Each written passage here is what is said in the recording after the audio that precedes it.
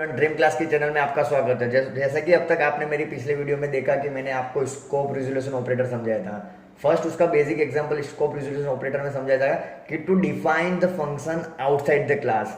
अगर आपको well structure well manner में सी प्लस प्लस में प्रोग्रामिंग करनी हो तो आप क्लास के अंदर उस फंक्शन को सिर्फ डिक्लेयर कर दीजिए, उसकी प्रोटोटाइप डिक्लेयर कर दीजिए, उसको क्लास के बाहर डिफाइन करिए। ओके, तो उसका वो फर्स्ट एंड बेसिक यूज था कि आप किस तरह स्कोप रिजोल्यूशन ऑपरेटर की मदद से क्लास के मेंबर फंक्शन को क्लास के बाहर एक्सेस कर सकते हैं, डिफाइन कर सकते हैं। तो उसका कोई दूसरा भी यूसेज है। दूसरा यूसेज है मतलब कि अगर आपके पास क्लास के अंदर सेम नेम हो, रोल नंबर और वही लोकल वेरिएबल अगर आपने क्लास के बाहर मतलब ग्लोबली डिक्लेयर किया हो, तब आप किस तरह कंपाइलर को हम आइडेंटिफाई करेंगे। हमें एज ए ह्यूमन हमें पता है कि भाई हमारे एक क्लास के अंदर एक लोकल वेरिएबल है और क्लास के बाहर ग्लोबल वेरिएबल है। अगर वेरिएबल का नाम अलग हो तो कंपाइलर उसको इजीली इंटरप्रेट और समझ सकता है। ओके, हमें यहाँ पता चल रहा है इजीली कि भाई क्लास के बाहर और क्लास के अंदर अलग अलग वेरिएबल है, तो वहां पे भी आप स्कोप रिजोल्यूशन ऑपरेटर का यूज कर सकते हैं डिफरेंशिएट करने के वेरिएबल। जैसे कि मैं आपको यहाँ पे एक बेसिक बताता हूँ कि जैसे कि यहाँ पे एक सिंपल आपका ये समझिए क्लास का स्ट्रक्चर हो या ना हो, ये सी प्लस प्लस के प्रोग्रामिंग में p इक्वल टू 15 मैंने वेरिएबल एक्सेस किया है। मतलब फर्स्ट ऑफ ऑल हमने स्कोप रिजोल्यूशन ऑपरेटर में फर्स्ट देखा था कि to define the function outside the class, मतलब क्लास के फंक्शन को क्लास के बाहर डिफाइन करने का। दूसरा क्या है, to access the global variable when there is a local variable with the same name. जैसा कि मैंने आपको बताया कि लोकल वेरिएबल भी ग्लोबल वेरिएबल के नाम के जैसा ही हो, सेम हो। Okay, to access the global variable when there is a local variable with the same name. ये हमारा ग्लोबल वेरिएबल हो गया। क्यों ग्लोबल वेरिएबल हो गया? क्योंकि ये वर्ड मेन के बाहर लिखा हुआ है। वर्ड मेन या क्लास के बाहर जो भी आप वेरिएबल्स डिक्लेयर कर रहे हो उसको आप ग्लोबल वेरिएबल कह सकते हो। ओके, वेरिएबल्स के भी अलग अलग टाइप्स आते हैं, लोकल वेरिएबल्स है, ग्लोबल वेरिएबल है, इंस्टेंस वेरिएबल है। ओके, तो ये आपका ग्लोबल वेरिएबल है जिसकी p की वैल्यू मैंने 15 डिफाइन की है। वर्ड मेन के अंदर आप देख सकते हो कि एक वापस मेरा आ गया p। ओके, तो यहाँ पे भी p है, यहाँ पे भी p है, तो ये आप इसको लोकल वेरिएबल कंसीडर कर सकते हो। अभी मैं यहाँ पे सिर्फ p की वैल्यू प्रिंट करूंगा, मैं यहाँ पे p की वैल्यू प्रिंट करूंगा तो मुझे क्या मिलेगा 12।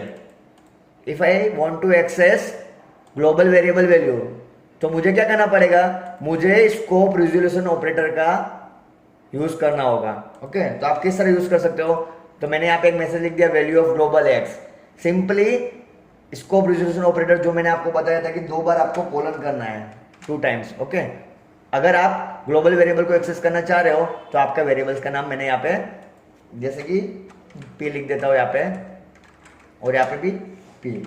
तो अगर आप ये प्रिंट करोगे तो आपको वैल्यू मिल जाएगी आपके ग्लोबल और लोकल वेरिएबल की वैल्यू। ओके, ये p मेरा लोकल वेरिएबल है तो मुझे यहाँ पे 12 प्रिंट करके देगा, ये रहा। उसको मैं पहले लिख देता हूँ। Okay, value of local p मतलब 12 प्रिंट करेगा। उसके बाद मैं ये 15 को प्रिंट करना चाहता हूँ तो मुझे स्कोप रिजोल्यूशन ऑपरेटर का यूज करना पड़ेगा, उसकी मदद से मैं प्रिंट कर सकता हूँ। तो देखिए cout value of global p scope resolution operator p। Okay, चलिए हम इसको प्रैक्टिकली किस तरह इंप्लीमेंट करते हैं। तो जिस तरह हमारा लास्ट जो प्रोग्राम था वहां पे मैंने सिंपली फंक्शन को आउटसाइड द क्लास डिक्लेयर किया था। तो यहाँ पे देखिए एक इंटीजर रोल नंबर, जिस तरह हमारा क्लास स्टूडेंट में रोल नंबर ऑलरेडी था। ओके, उसी तरह मैंने यहाँ पे देखिए वर्ड मेन के बाद एक रोल नंबर वाला ग्लोबल वेरिएबल डिक्लेयर कर दिया है 5। अगर आपको कमेंट में लिखना तो कमेंट में आप लिख सकते हैं कि ये आपका ग्लोबल है। Okay,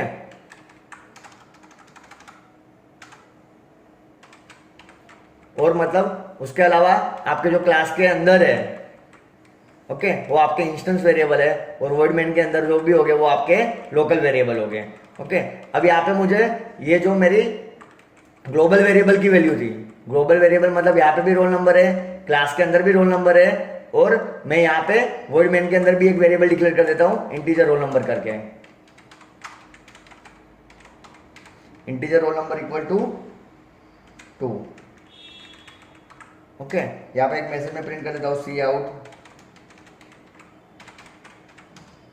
local variable value. Okay, roll number है,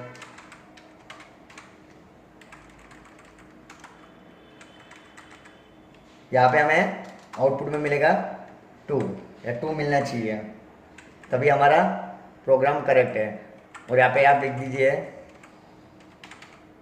ग्लोबल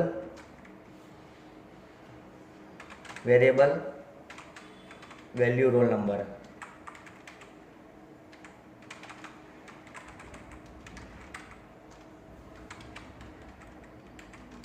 इन दोनों को स्लैश एन करके न्यू लाइन में प्रिंट करवा देते ताकि अच्छे से हमें आउटपुट पता चले।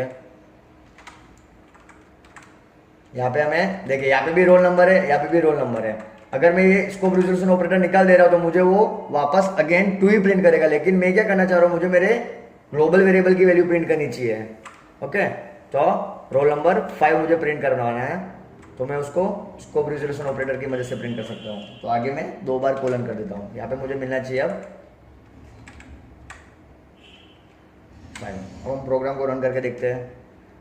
ये जो एंटर द रोल नंबर है वो हमारे ऑब्जेक्ट की मदद से जो कॉल हो रहे फंक्शन वो है,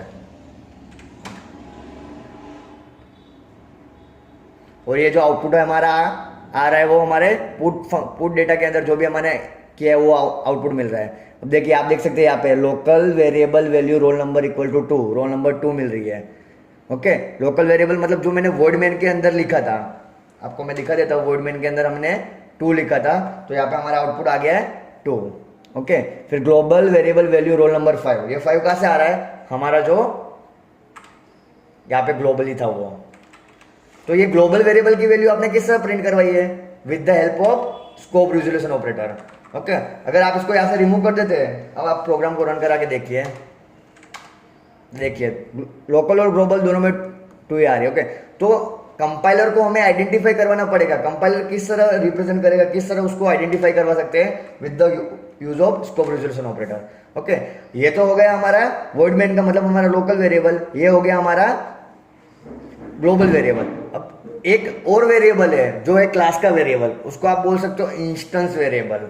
ओके, अभी आपके माइंड में यह क्वेश्चन रेज होना चाहिए कि हम किस तरह क्लास का जो रोल नंबर वाला वेरिएबल था, देख सकते हैं यहाँ पे आपके पास 3 वेरिएबल हो गए हैं। एक तो रोल नंबर है जो हमारा ग्लोबल वेरिएबल है, एक हमारा क्लास स्टूडेंट के अंदर था, ओके, और एक हमारा वॉइड मेन के अंदर था। तो मतलब 3 रोल नंबर अलग अलग वेरिएबल बना रहा हूं। तो जिस तरह मैंने आपको बताया था कि वेरिएबल्स के भी कुछ अलग अलग टाइप्स हो सकते हैं, इसको आप बोल सकते हैं ग्लोबल वेरिएबल जो वॉइड मेन के बाहर हो और क्लास के भी बाहर हो। ओके, क्लास के अंदर जो भी वेरिएबल बोल सकते हो उसको आप बोल सकते हो इंस्टेंस वेरिएबल, मतलब वो क्लास का खुद का ऑब्जेक्ट का वेरिएबल है। ओके, इंस्टेंस वेरिएबल क्यों, अगर मुझे उस वेरिएबल उस डेटा मेंबर को एक्सेस करना होगा तो मैं डायरेक्टली एक्सेस नहीं कर सकता हूं। मुझे क्या चाहिए, अगर आपने अभी तक देखा कि आपको क्लास के अंदर एंटर करना हो, क्लास के डेटा मेंबर या मेंबर फंक्शन को एक्सेस करना हो, तो first of all you need the create an object of the class. आपको क्लास का ऑब्जेक्ट क्रिएट करना पड़ेगा। ओके, तो क्लास के ऑब्जेक्ट की मदद से ही आप क्लास में एंटर कर पाओगे। तो क्लास का ऑब्जेक्ट जो भी होगा उससे आप क्लास के फंक्शन एक्सेस कर सकते हो। मतलब ऑब्जेक्ट क्या है, ऑब्जेक्ट को आप इंस्टेंस वेरिएबल बोल सकते हो। ओके, तो उसी तरह क्लास के अंदर के वेरिएबल्स जो भी डेटा मेंबर हो गए आप उसको इंस्टेंस वेरिएबल बोल सकते हो, और वॉइड मेन के अंदर आपका जो भी वेरिएबल है उसको आप लोकल वेरिएबल बोल सकते हो। ओके, तो मैंने यहाँ पे बताया आपको कि लोकल वेरिएबल और ग्लोबल वेरिएबल को तो किस तरह प्रिंट करना है वो बता दिया। अभी आपके वो यहाँ पता चलना चाहिए कि अगर मुझे क्लास वाला रोल नंबर एक्सेस करना हो तो ओके, तो जिस तरह आपने क्लास के डेटा मेंबर और मेंबर फंक्शन को एक्सेस किया यहाँ पे member function gate data put data, उसी तरह with the help of object अगर आपको क्लास के उस मेंबर फंक्शन डेटा मेंबर को एक्सेस करना हो तो आप ऑब्जेक्ट का नाम आपके पास यहाँ पे क्या है, एस। ओके, तो यहाँ पे लिख सकते हैं, या फिर यहाँ पे लिखिए cout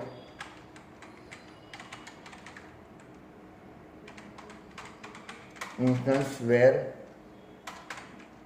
value of roll number. यहाँ पे रोल अंडरस्कोर नंबर जो भी आपके वेरिएबल का नाम है। ओके, अब आपको यहाँ पे आइडेंटिफाई करवाना है कंपाइलर को कि ये रोल नंबर है आपका लोकल वेरिएबल है। If is this local variable then right, okay, then correct, ये बराबर है। अगर आपका ग्लोबल वेरिएबल है तो आपको यहाँ पे स्कोप रिजोल्यूशन ऑपरेटर लगाना पड़ेगा। मतलब आप एट दैट टाइम कौन से वेरिएबल की वैल्यू को एक्सेस करना चाह रहे हैं वॉइड मेन में, आप अपने वॉइड मेन के अंदर लोकल वेरिएबल की वैल्यू एक्सेस करना चाह रहे हैं, ग्लोबल वेरिएबल की वैल्यू एक्सेस करना चाह रहे हैं, या फिर इंस्टेंस वेरिएबल की वैल्यू एक्सेस करना चाह रहे हैं। ओके, मुझे यहाँ पे अब क्लास के वेरिएबल की वैल्यू एक्सेस करनी है, तो क्लास के कोई भी डेटा मेंबर या मेंबर फंक्शन को एक्सेस करना है तो आपको सिंपली ऑब्जेक्ट का नाम डॉट आपके डेटा मेंबर का नाम। ओके, अब इसको मैं रन करूंगा तो मुझे यहाँ पे एक एरर प्रोवाइड करेगी। अब एरर रीड करिए कि स्टूडेंट कोलन कोलन मतलब scope reservation roll number is not accessible. Why this error is raise? Because आप देखिए रोल नंबर पे जाइए, रोल नंबर आपको जो मिलेगा वो आपका प्राइवेट सेक्शन है। Okay, access specifier, access modifier, मतलब मैंने आपको बताया था सी प्लस प्लस में 4 अलग अलग एक्सेस स्पेसिफायर है, प्राइवेट, पब्लिक, प्रोटेक्टेड और डिफॉल्ट। ओके, प्राइवेट मतलब अगर ये देखिए आप पब्लिक में कौन सी चीज है आपकी, void gate data put data. अगर मैं पब्लिक सेक्शन के ऊपर लिख रहा हूँ रोल नंबर और मार्क्स, मैंने प्राइवेट कंसिडर नहीं किया है, लेकिन वो डिफॉल्ट एज अ प्राइवेट को ही कंसिडर कर रहा है। अगर मैं यहाँ पे प्राइवेट लिखूं या ना लिखूं,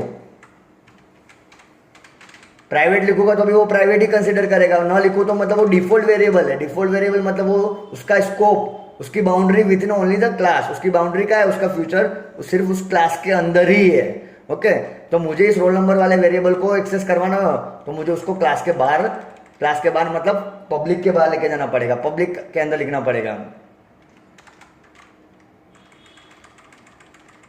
उसकी मुझे एक्सेस स्पेसिफायर चेंज करनी पड़ेगी। ओके, तो देखिए मैंने उसको पब्लिक के अंदर लिख दिया। अब रन कर रहा हूं, वो रोल नंबर 1 मार्क्स। देखिए local variable value roll number 2, ये आपके वॉइड मेन वाला फंक्शन की वैल्यू है। Global variable roll number 5, instance variable value roll number 1। ये 1 कहाँ से आ रहा है? जो मैंने यहाँ पे यूजर से इनपुट ली है। ओके, ये दोनों वैल्यू मेरी स्टेटिक वैल्यू है। देख सकते हैं आप प्रोग्राम में दोनों वैल्यू मेरी स्टेटिक है, ग्लोबल वेरिएबल की वैल्यू और वॉइड मेन वाले वेरिएबल की वैल्यू। जबकि मेरे जो इंस्टेंस वेरिएबल वाली वैल्यू है वो मेरी डायनेमिक है, मतलब मैं यूजर इनपुट ले रहा हूँ। देखिए फिर मैं यहाँ पे इनपुट करता हूँ, जैसे कि उसका रोल नंबर है 6। Okay, marks. देखिए local variable value roll number 2, global variable 5, instance variable value roll number 6। तो ये भी आपका क्वेश्चन आ सकता है कि भाई how many types of variable, या फिर instance variable, differentiate between local variable, global variable and instance variable in programming language. Okay, तो इसी तरह स्कोप रिजोल्यूशन वेरिएबल को आप स्टैटिक मेंबर फंक्शन के भी अंदर यूज कर सकते हैं।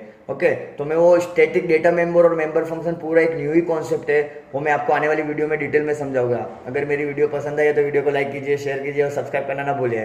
अगर आप नए यूजर है तो सब्सक्राइब करिए हमारे चैनल को, ताकि आपको इस चैनल पे आने वाली अलग अलग प्रोग्रामिंग लैंग्वेज, जैसे कि अब तक सी प्लस प्लस की सारी डिटेल्स आ गई है। अगर आप कंप्यूटर में इंटरेस्ट हो तो आप देख सकते हैं कि भाई टेली हो, Corel Draw, Photoshop, basic computer के ट्रिक्स और भी एडवांस में प्रोग्रामिंग लैंग्वेज जैसे कि जावा, पाइथन, पीएचपी, सारी प्रोग्रामिंग मतलब पूरा कंप्यूटर हब रिलेटेड जो भी प्रोग्रामिंग लैंग्वेज होगी या फिर कुछ भी कंप्यूटर की ट्रिक्स होगी, हम सारा इस पे अपलोड करेंगे और आपको सारी नोटिफिकेशन मिलती रहे।